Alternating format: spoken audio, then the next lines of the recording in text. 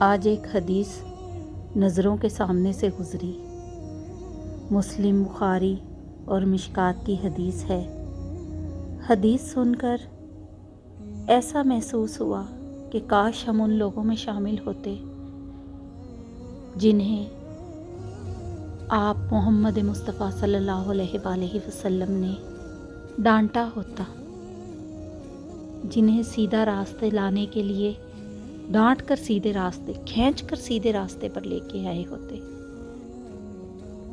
جنہیں اسلام قبول کرانے کے لیے انہوں نے سختی کی ہوتی اور ہم سیدھے راستے پر آ گئے ہوتے، کیونکہ میرے پیارے مصطفیٰ محمد مصطفیٰ صلی اللہ علیہ وآلہ وسلم کی دعا میرا رب کبھی رد نہیں کرتا۔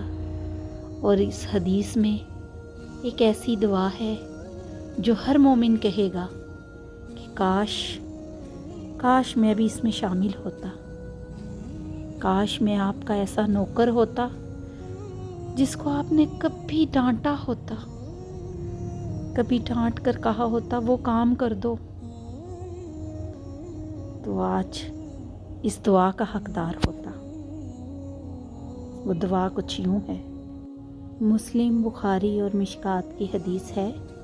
حضرت ابو ہریرہ بیان کرتے ہیں، رسول اللہ صلی اللہ علیہ وآلہ وسلم نے فرمایا، اے اللہ، میں نے تجھ سے ایک عہد لیا ہے، بے شک جس کا تو خلاف نہیں کرے گا۔ میں بھی ایک انسان ہوں، میں نے جس کسی مومن کو اذیت پہنچائی ہو، میں نے اسے برا بھلا کہا ہو، لعن طعن کی ہو، اسے مارا ہو، تو اس اذیت کو اس کے لیے باعث رحمت و طہارت اور باعث قربت بنا دے، اور روز قیامت اس قربت کی وجہ سے تو اسے اپنا مقرب بنا لے۔